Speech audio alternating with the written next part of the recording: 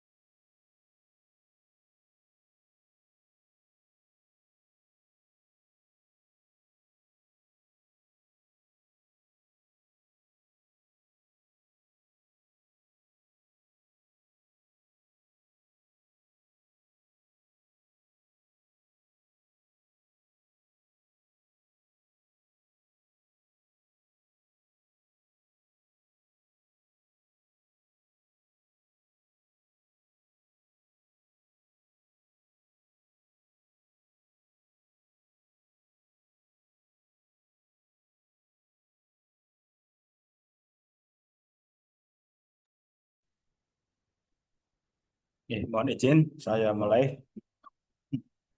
Bismillahirrahmanirrahim. Assalamualaikum warahmatullahi wabarakatuh. Waalaikumsalam warahmatullahi wabarakatuh. Wabarakatuh. Oke, Alhamdulillah ala kulli hal wassalatu wassalam ala Rasulillah Muhammad sallallahu alaihi wasallam. Jazakumullah khairan kasiran bihudurikum ya fi hadal waqti fi hadal fas di nadras anil Islam ya. Anil al-muallim ilmuwan. Oke, saya Naftati hadal majelis bi qiraati basmalah. Bismillahirrahmanirrahim. Oke, sebagaimana rencana kita, kan ada gabungan kelas, eh, tapi berdasarkan kesepakatan untuk sesi pertama jam 15 ya 05 isi presentasi dari kelas B. Ya, mudah-mudahan nanti 15.30 kelas A sudah bisa bergabung karena masih ada makul ya sampai 15.10. Kemudian sholat gabung untuk menyampaikan presentasinya. Ya, kita akan belajar terkait apa ilmuwan Muslim.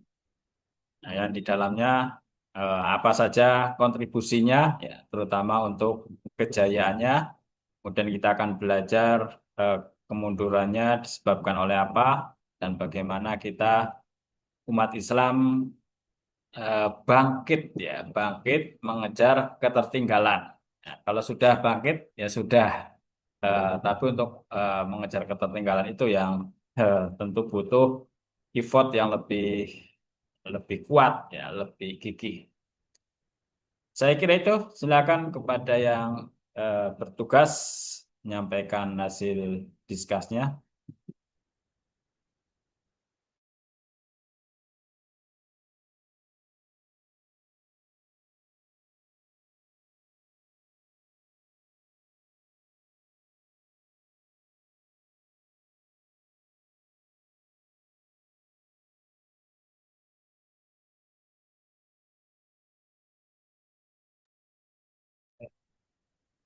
Please open your mic ya. Untuk diskusi ya sekitar 3 sampai 4 pertanyaan. 6, maaf, 3 sampai 6 pertanyaan.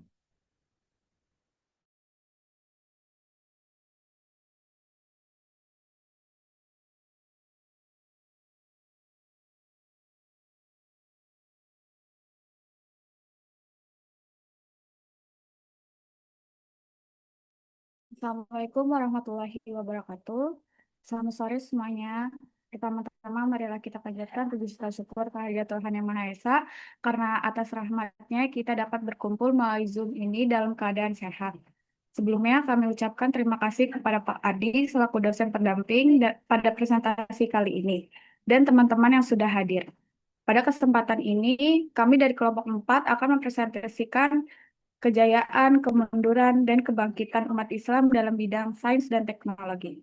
Perkenalkan, saya Filia Walia selaku moderator yang akan membantu jalannya presentasi pada sore ini. Dan juga rekan-rekan saya ada Nurin Zabira, Indriana, dan Intan Aulia Uma.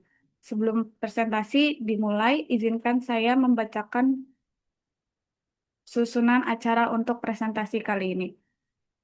Yang pertama ada pembukaan, yang kedua ada presentasi yang akan disampaikan oleh Mbak Liana selama kurang lebih 15 menit. Yang ketiga ada sesi tanya jawab yang berisi satu sesi dengan kuota 4 penanya untuk waktunya sekitar 10 menit. Dan yang terakhir ada penutup. Baik, langsung saja kepada Mbak Liana untuk bisa memaparkan materi.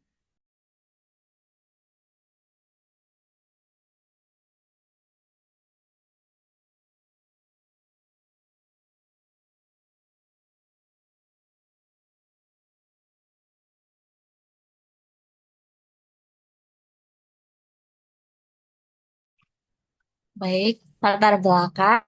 Sains merupakan kumpulan pengetahuan tentang gejala alam yang melalui pengamatan dan analisis sistematis. Sedangkan teknologi adalah penerapan dari sains untuk memudahkan kehidupan manusia.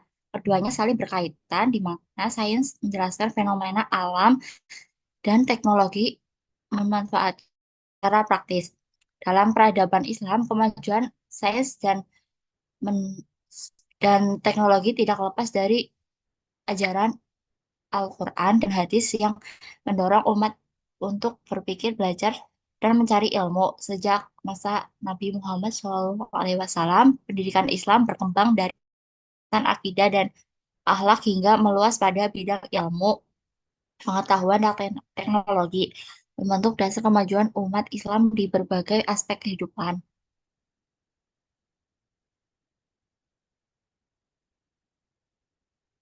Faktor-faktor yang menyebabkan kejayaan umat Islam dalam bidang sains, sains dan pada masa lampau. Satu, agama Islam yang memberikan dorongan kuat untuk pencapaian sains. Dua, pemerintah yang berpihak pada ilmu, pengetahuan, dan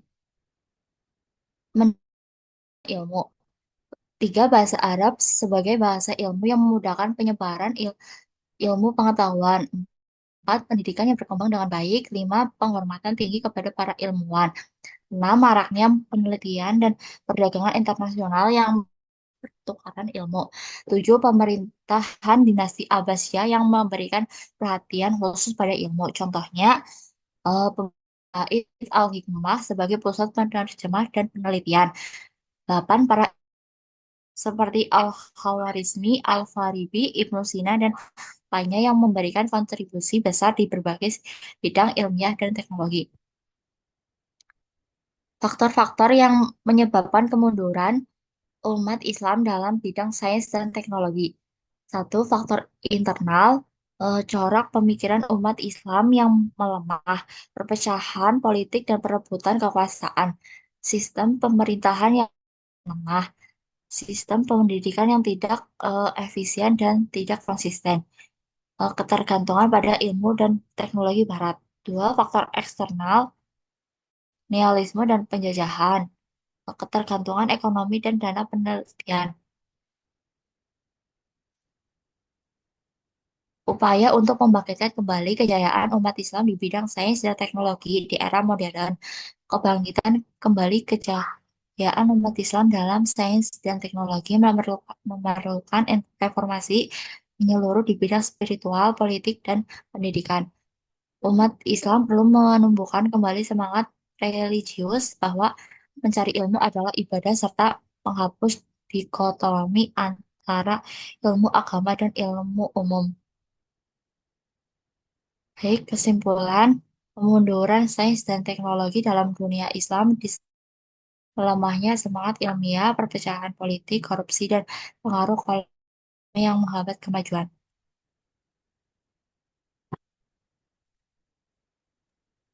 Terima kasih atas materi yang sudah disampaikan. Sekarang kita memasuki sesi tanya jawab. Bagi peserta yang ingin mengajukan pertanyaan, silahkan klik tombol raise hand dan ketik pertanyaan Anda di kolom chat. Kami akan memilih 4 orang penanya yang tercepat dalam hitungan ketiga. Disilahkan klik tombol raise hand.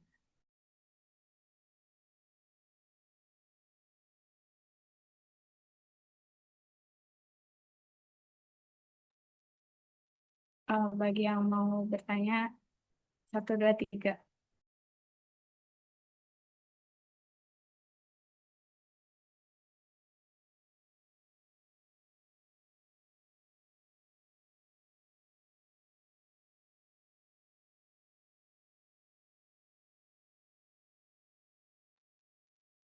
Baik, Mas Nawal boleh disampaikan pertanyaannya.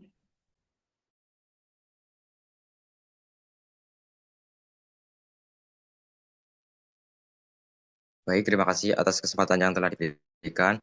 Izin bertanya, Mbak.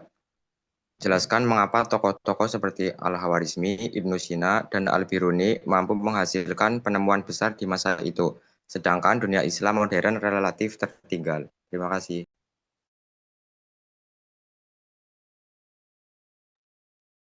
Baik, mohon ditunggu jawabannya ya, Mas. Pertanyaannya bisa diketik di kolom chat.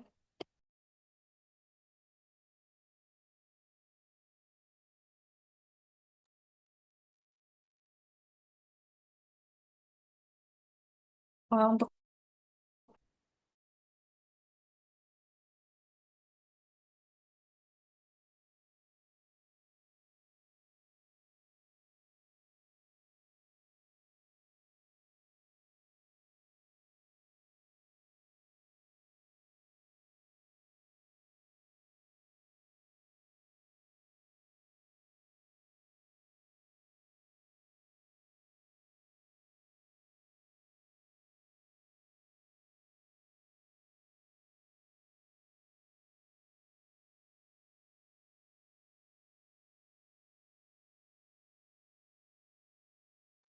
baik untuk Mbak Afifah, boleh diajukan pertanyaannya. Hmm. Untuk pertanyaannya, bagaimana cara umat Islam bisa bangkit kembali di era modern dalam bidang sains dan teknologi?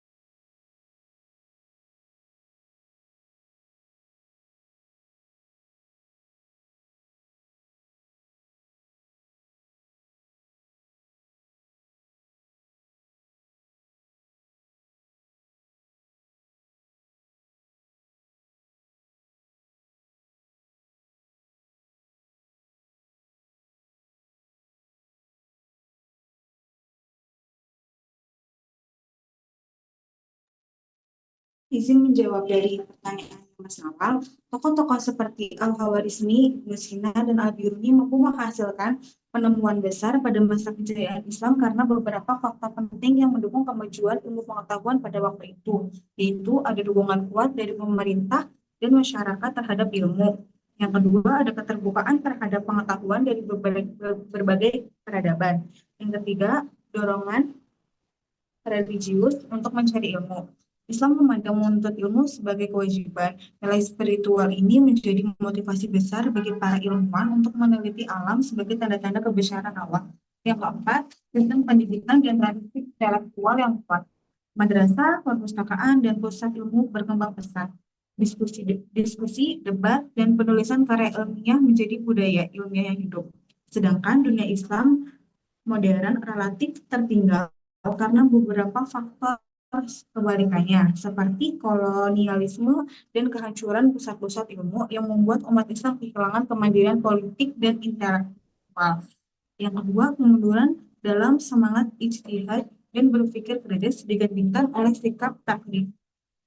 Yang ketiga, minimnya dukungan terhadap riset dan sains modern, baik dari pemerintah maupun masyarakat. Yang keempat, sistem pendidikan yang lebih berorientasi pada hafalan daripada penelitian dan inovasi. Begitu, bagaimana Mas Nawal? Baik, bisa diterima Mbak. Terima kasih.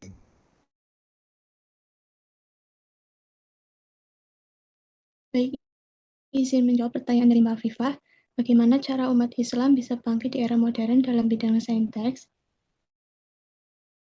Untuk jawabannya, umat Islam dapat bangkit di era modern dalam bidang sains dengan cara memperkuat pendidikan berbasis ilmu pengetahuan dan teknologi, menumbuhkan budaya riset dan inovasi, serta mengintegrasi nilai-nilai Islam dalam pengembangan ilmu. Selain itu, diperlakukan dukungan pemerintah dan masyarakat dalam menyediakan fasilitas penelitian, mendorong kolaborasi internasional, dan memanfaatkan kemajuan digital untuk kemaslahatan umat.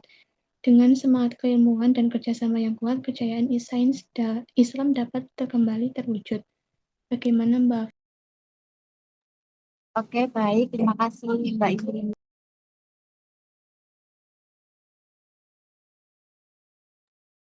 Baik, pertanyaan sudah terjawab semua. Terima kasih atas partisipasi aktif teman-teman semua dalam sesi hari ini. Semoga materi yang disampaikan bermanfaat dan dapat diaplikasikan dengan baik. Sampai bertemu di kesempatan berikutnya. Selamat sore dan tetap sehat selalu. Wassalamualaikum warahmatullahi wabarakatuh. Waalaikumsalam warahmatullahi wabarakatuh. wabarakatuh. Oke, kita berikan aplaus ya. Wah, terima kasih pada siapa ini? Thank you very much for Firly, Liana, Laila, Amanda, dan kawan-kawan. Ini dari kelas apa sudah ada yang bergabung? Kalau belum saya review sedikit nih terkait diskusi tadi, sambil menunggu dari eh, kelas A yang rencana 15.30 ya mau join.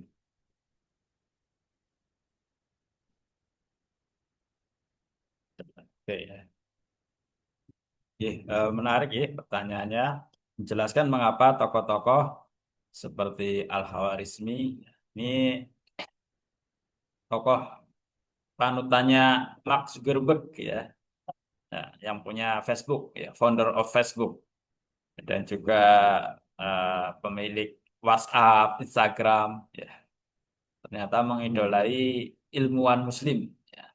Ada juga Ibnu Sina dan Al-Biruni yang mampu menghasilkan penemuan besar di masa itu. Sedangkan, ya oke sampai sini dulu ya, di masa itu.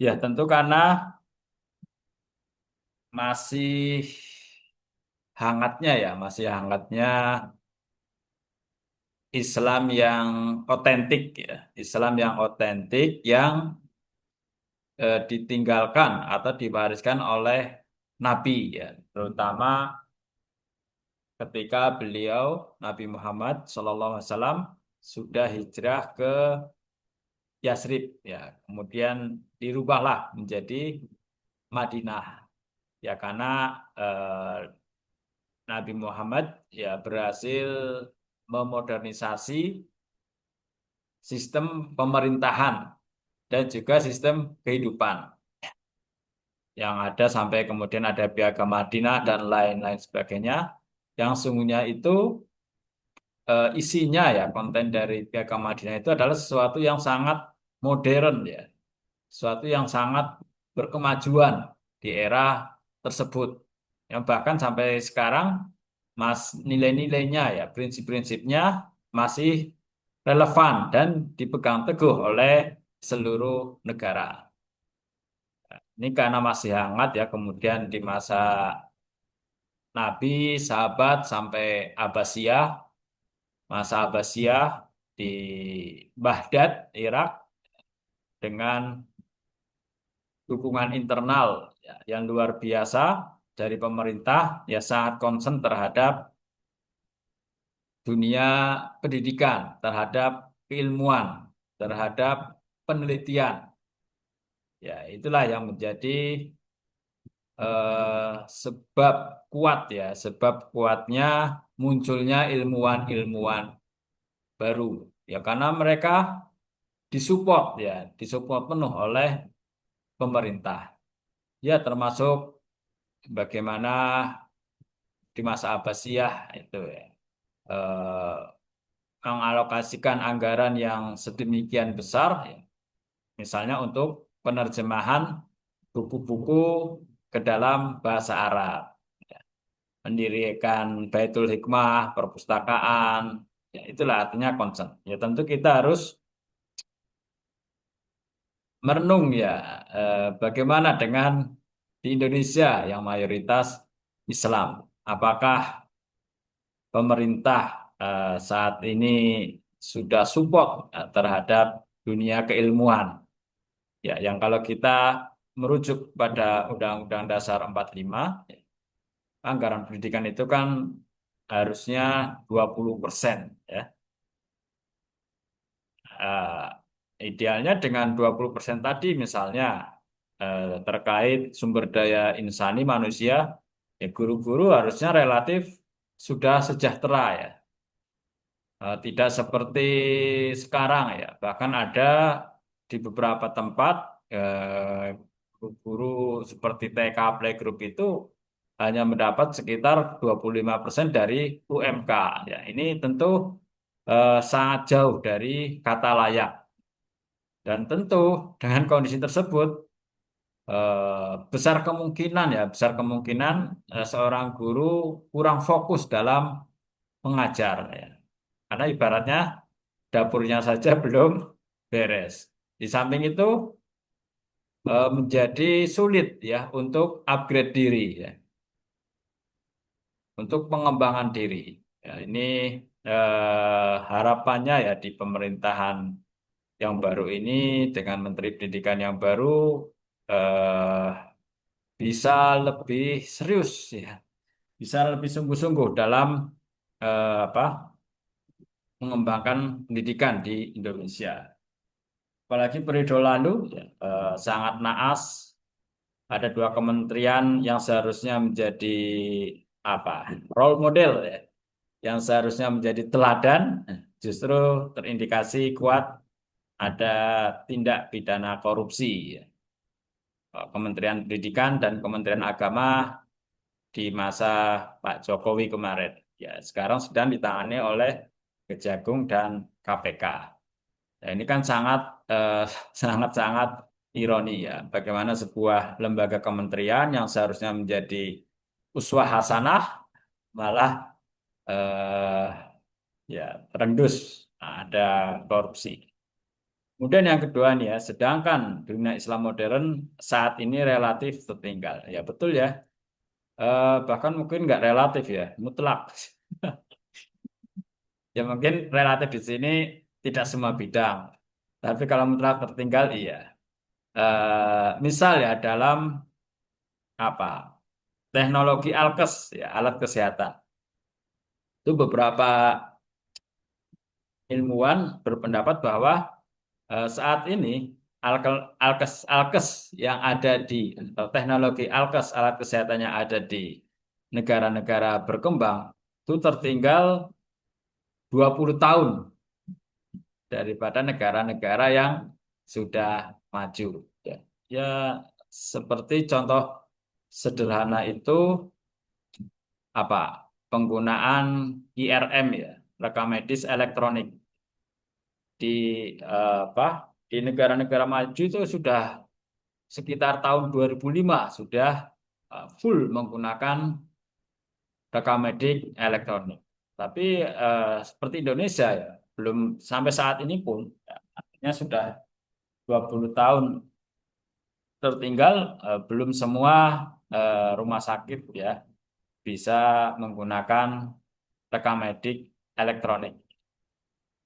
Eh, ini sistem ya, sistem manajemen rumah sakit, SIM RS ya, yang tentu pengaruhnya sangat besar ya, pengaruhnya sangat besar terhadap keefektifan maupun efisiensi pengelolaan rumah sakit. Ya, sehingga dampaknya rumah sakit di negara-negara berkembang seperti Indonesia ya sulit eh, apa bersaing ya, terutama dalam bidang teknologi kesehatan. Ya, belum lagi kita bicara SDI-nya ya, bicara SDI nakes terutama ya, terutama lagi dokter-dokter spesialis ya yang terindikasi belum merata dan bahkan kalau di rasio yaitu dianggap masih terlalu jauh ya kebutuhan akan dokter spesialis. Ya, karena itu salah satunya yang dilakukan pemerintah ini ada namanya spelling ya, spesialis keliling, yaitu eh, yaitu solusi jangka pendek ya, solusi jangka pendek agar masyarakat-masyarakat merasakan pelayanan dari dokter spesialis ya dengan program spelling ya, spesialis keliling. Ya betul, ya tertinggal ya. Mungkin dalam bidang apa ada yang kita unggul ya. Tapi secara keseluruhan saya kira tertinggal lah ya. Kemudian yang kedua dari Miss Afifah, thank you very much for your question. Bagaimana cara umat Islam bangkit di era modern dalam bidang saintek? Cara bangkitnya ya harus gemar belajar ya. Ya, oleh kita misalnya ya bicara pendidikan formal. Ya, pendidikan formal rasionya misalnya di Kabupaten Kebumen itu masih sangat rendah ya. Kabupaten Kebumen dengan jumlah penduduk sekitar 1,3 juta, tapi baru punya 30 doktor. Padahal minimal ya untuk bisa segera maju bangkit kalau konteks Kebumen ya 2% dari jumlah penduduk ya. Misalnya 1,3, 10%-nya berarti kan 130.000, 1%-nya 13.000. Berarti paling enggak Kebumen itu butuh 26.000 dokter dari berbagai bidang ya, bidang kesehatan, pendidikan, ekonomi, ya. Sehingga bisa membuat apa Kebumen maju gitu ya. Tidak bisa apa pasrah bongkokan diserahkan kepada pemerintah daerah kalau di dalam tidak ada apa insan yang memiliki pendidikan yang cukup. Terus kedua dalam bidang pendidikan non formal, ya misalnya budaya membaca. Ya silakan kalian googling itu ya. Indeks membaca kita ya rata-rata ya termasuk terendah di antara negara-negara yang lain. Orang-orang seperti Bill Gates itu punya kebiasaan ya, one week one book. Setiap minggu dia baca satu buku. Artinya setiap bulan dia baca 4 buku. Artinya setahun rata-rata membaca 48 buku. Bagaimana dengan kita ya? Eh, dalam setahun berapa buku yang kita baca selesaikan? Nah, saya kira itu. Selanjutnya dari kelas A ya. Ya saya kira walaupun temanya apa? Temanya sama, tapi kalau saya lihat beberapa kali kelas gabungan itu selalu ada pengkayaan ya. Mungkin karena sumber rujukannya yang berbeda ya akan ada pengayaan. Silakan kepada kelas A, kelompok kelas A yang bertugas untuk menyampaikan, kemudian diskusi ya dengan sekitar apalah 3 sampai 6 pertanyaan ya. Ya ini era sekarang kan era deep learning, ya, pembelajaran mendalam. Artinya apa? Eh, kita sebagai mahasiswa di dalamnya ya justru dituntut lebih untuk apa? Untuk berperan ya daripada dosen itu sendiri sesungguhnya kalau kita amati deep learning. Silakan pada kelas A ya, sambil saya input di Sigma.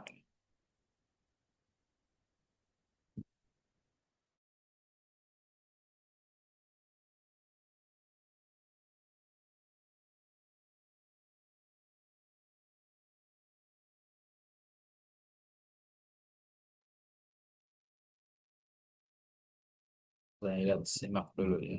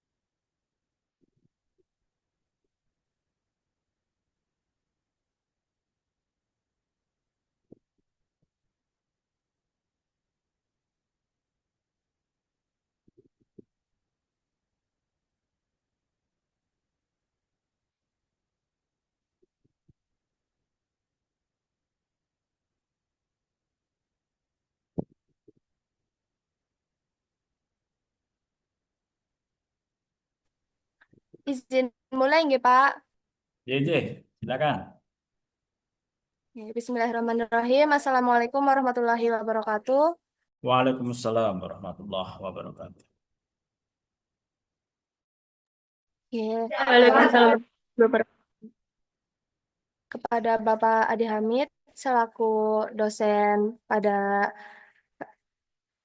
sore hari ini, kami dari kelompok 4 kelas 3A akan mempresentasikan mengenai faktor kejayaan dan kemunduran umat Islam. Anggota kelompok kami ada Afid Jauhar, ada Malik, Ahmad Malik Fatin, dan saya Anissa Amanatul Kirom. Untuk mempercepat presentasi pada kali ini, kita akan mulai presentasi sekitar 10 menit, lalu nanti akan dilakukan sesi tanya jawab, 2 sesi, 3 penanya masing-masing sesi. Langsung saja kita mulai. Kepada presentator, saya persilahkan.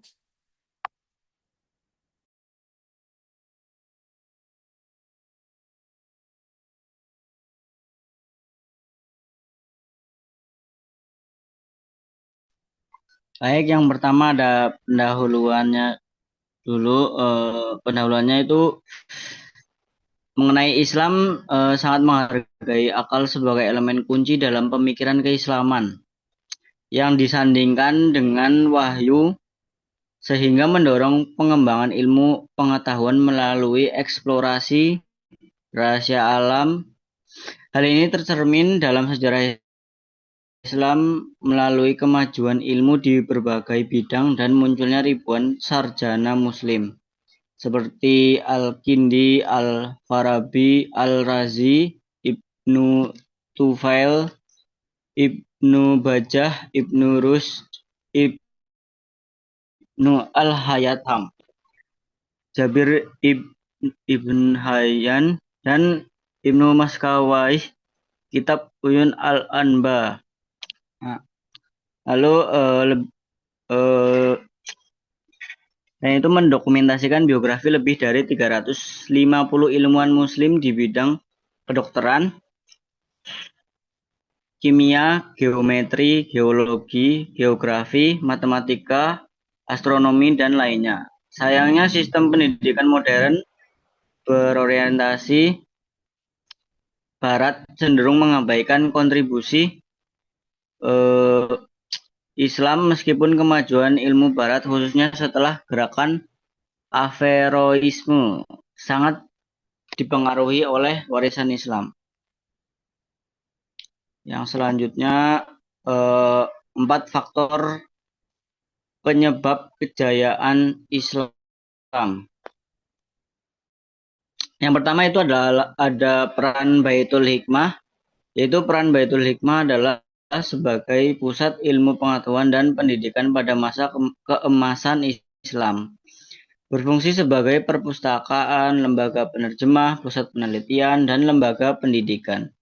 Yang kedua ada dukungan khalifah, yaitu para khalifah terutama dari dinasti Abbasiyah sangat mendukung perkembangan ilmu yang memungkinkan pertukaran ide, barang, dan ilmu pengetahuan.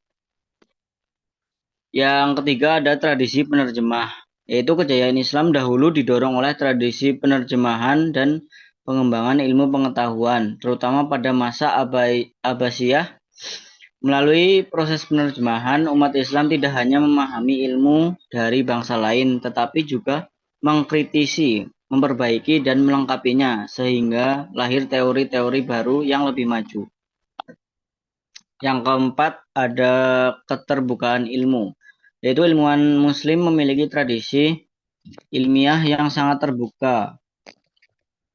Mereka tidak hanya meneliti dan menemukan hal baru, tetapi juga mendokumentasikan dan membagikan pengetahuan melalui berbagai bentuk tulisan dan jurnal ilmiah. Keterbukaan ini melahirkan interaksi intelektual lintas budaya sehingga pengetahuan berkembang lebih cepat.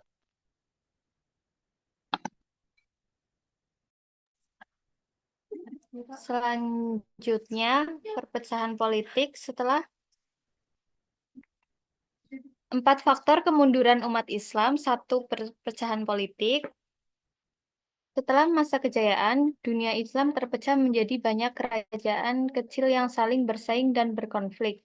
Perpecahan ini melemahkan persatuan, mengurangi perhatian terhadap pengembangan ilmu, serta mengalihkan sumber daya untuk peperangan. Dan yang kedua, invasi Mongol.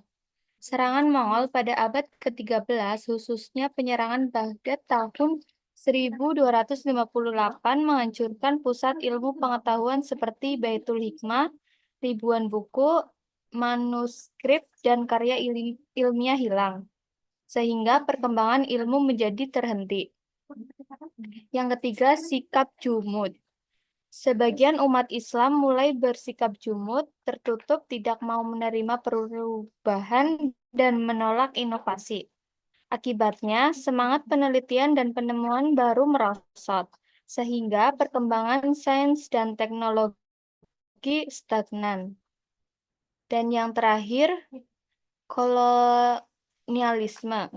Penjajahan Barat atas negeri-negeri Islam menyebabkan eksploitasi sumber daya, perampasan kekayaan, serta pengendalian sistem pendidikan. Umat Islam kehilangan kemandirian ilmiah dan banyak tradisi keilmuan terputus karena dominasi kolonial.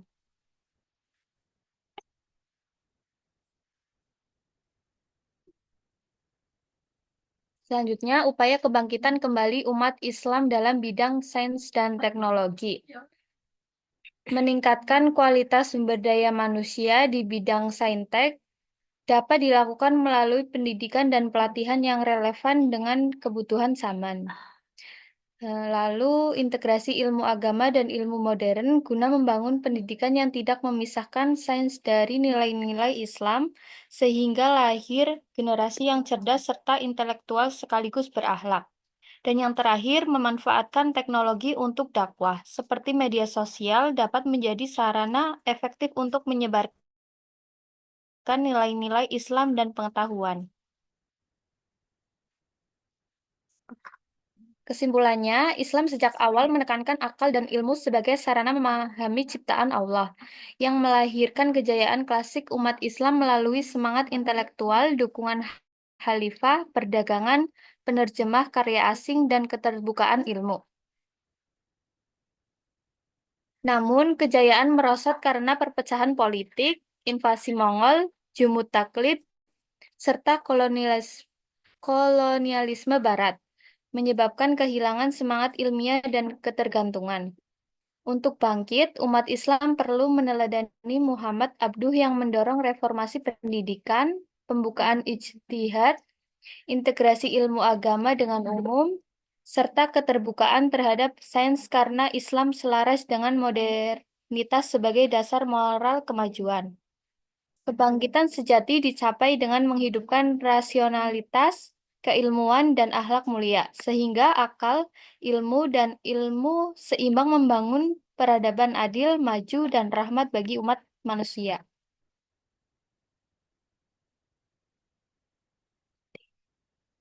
Baik, sekian presentasi dari kelompok kami. Untuk teman-teman yang ingin bertanya, saya persilahkan menyebutkan nama dan pertanyaannya. Lalu pertanyaannya bisa dikirim ke grup WA ya, silahkan. Mbak izin bertanya boleh? Boleh, silakan. Sebelumnya perkenalkan saya Dwi Listiarum dengan NIM 202302042. Izin bertanya ya Mbak. Eh, tentang Baitul Hikmah. Baitul Hikmah itu kan berfungsi sebagai pusat ilmu, perpustakaan, terus penerjemahan dan penelitian. Tapi jika Baitul Hikmah itu adalah model institusional yang ideal, terus gimana sih konsep mencari ilmu yang katanya carilah ilmu sampai ke negeri Cina? Itu prinsip fardu ain atau kifayah dalam menuntut ilmu dapat diwujudkan dalam bentuk institusi modern yang serupa yang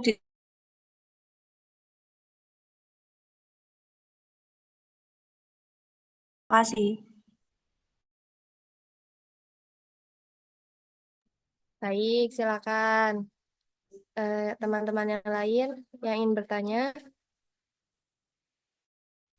Mbak Septi, pertanyaannya minta tolong dikirim ke grup ya, Mbak.